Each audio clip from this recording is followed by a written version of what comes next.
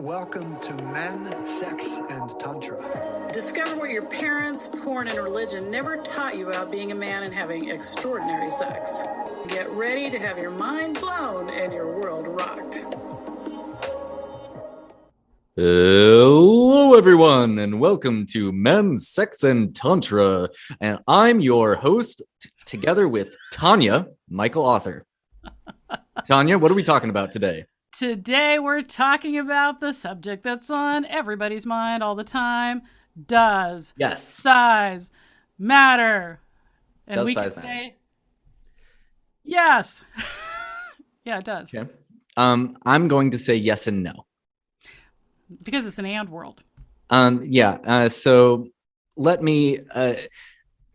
Do you want to speak first, or shall I speak first? Well, I'll go. Let me go. Go. Okay. All right. So why do I say size matters? Well, because as somebody who is looking for your average or below man, I can't seem to find them. Like, what the hell? They're supposed to be average out there. Bring me your average penis, please. I'm telling you right now, gentlemen, looking for the average penis man because I can't find them anywhere. I just find those huge guys that I don't want because they're too big. Tanya. Okay. Yeah. I have an average size penis. Yay! Yes! Thank God there's somebody there. Because I'm like, where are they? Yeah. So size does matter to me. Yeah. So what I think that reveals is just how individual everybody's sexual preferences are. Right. So we could bring a number of women up here when you ask, does size matter? And they say, yes, I will only sleep with a man if they're 9 inches or above. Yeah, right? Absolutely. What do we call those? Size queens. Yeah, size queens. And they do exist. And, if you're a man with an average or small size penis, they are not the person that you would want to date. No. So the general thing is that, just be aware of what works for you and what doesn't, and also be in curiosity about what could. But that being said, I would like to say that, to a man who's watching this with an average or small size penis, the very first thing that I would say that people worry about is that a larger penis provides more sexual pleasure, which I would say is the first thing to look at, because there are ways in which contextually it can be true, and it's important to recognize that. And there are also ways in which it is completely missing the point. Yeah. So first of all, let's look at the ways that it can be contextually true, right? Tanya, why don't you want to take this? How can it be true? Absolutely. So we've already talked about one thing, and that is women who only feel something when it's stretching them hugely, or the way their anatomy is, that's hitting their G-spot in a different way, or even their mind, because they can certainly be like, oh my gosh, that is the biggest penis I've ever seen in my life, and that's thrilling, versus me who goes, oh my God, that's awesome, great, put it into my mantelpiece, as wonderful, not going inside me, thank you very much. So that's one of the ways it can be true. It can be visually stimulating or mentally stimulating, or in that case of a woman who's built a certain way. And in the old tantric texts, there were certainly different types of vaginas, different types of penises that went together, but we never want to talk about that stuff because I don't know why. But yeah, so I certainly get a lot of calls from women whose partners are too big and painful, and they want to understand how to change that. Like, they can't change the penis size, but what to do about that. And statistically, more women complain about too big than too small. So I just want to say that. Okay, great. And now let's talk about the ways that it's completely missing the point. So I believe that it's completely missing the point. And that's because people really only have this fixation or fascination with it due to what I would call porn programming, right? So, it's just, it films well, right? And the way that most of us have gotten our sexual education is from, pornography in some way, shape, or form, right? Because we're not usually spending much of our life watching actual people have sex, unless you're a very unique sort of person, as I have been. But the point is that, it's so much more than simply sticking body part A into slot B, as a friend of mine, sort of friend, likes to say. And sexual pleasure can occur, and hopefully, if you're doing it well, does occur long before any kind of sexual contact is initiated in terms of, genitally, right? I've had experiences where I've had like full blown orgasms before ever taking my clothes off with someone. And that is an energetic connection, which is really what's happening when you are engaging in sex with someone, is that your whole being, ideally, not just your genitals, are connecting in a way that creates a reciprocal feedback loop that amplifies pleasure and connection between the two of you. And that, ideally, is the basis of any sexual connection that you are having. So if you are concerned about the size, or depth, if we're going in the other way, of your private parts, then it's likely that that's taking you out of the experience of what matters. Yeah, I concur, because I have a story of a man who actually was only as big as my thumb. Taking his clothes off, and I was pretty young, and I started to giggle because it did look funny, and he said, "Oh yes, they all laugh," and I'm like, what? He was so cool, casual, whatever about this. He had a very, very, and I'm talking, an inch and a half type of thing, penis, was just nonplussed about the whole thing, and he was one of my best lovers ever, because the penis was not the main event.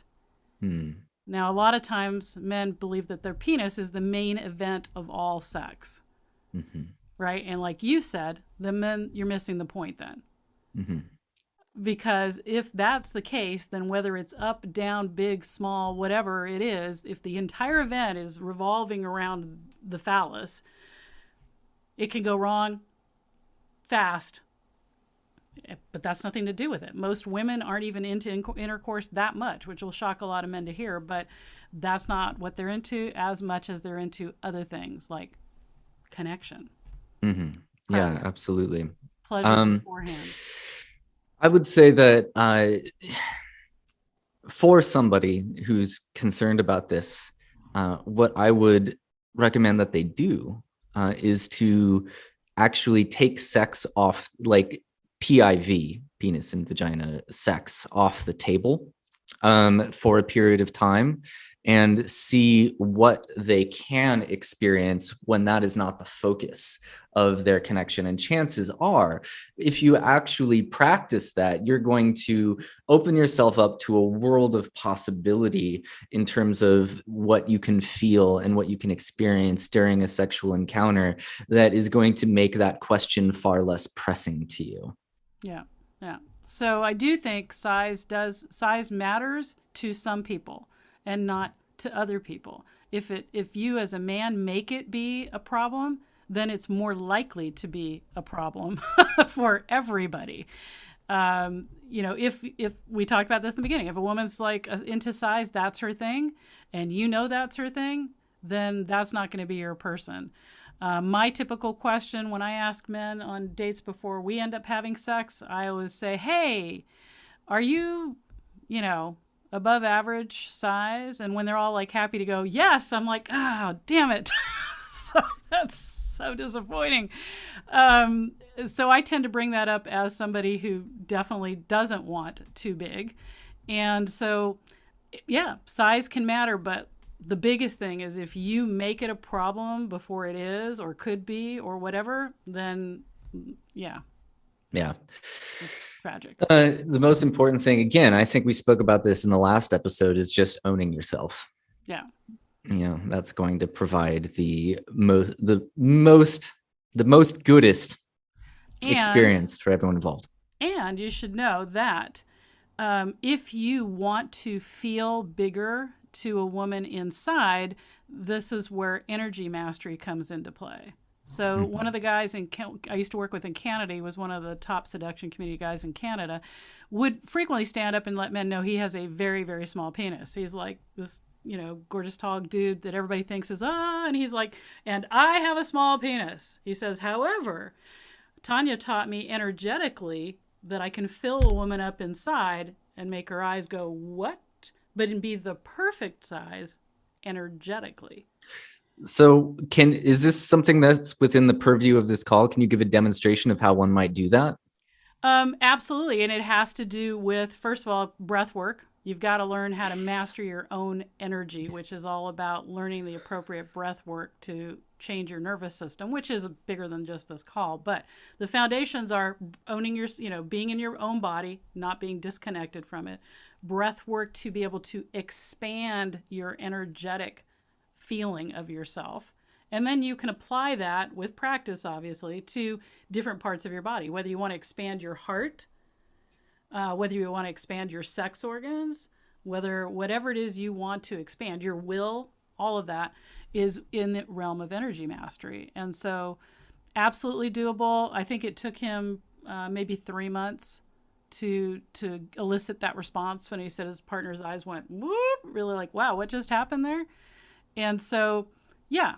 And can you be smaller energetically? You can take some of that energy of yourself away, but a physical container is a physical container. So it doesn't work as well the other way, going from big to small as it does from small to big. So there are things to do. Please do not go and buy a penis enlargement book unless it's mine. And because most of them have exercises in there that can work, but if you do them wrong, you actually can break your penis. Yeah. So there are techniques out there that some people talk about, like jelqing. Yep. Right.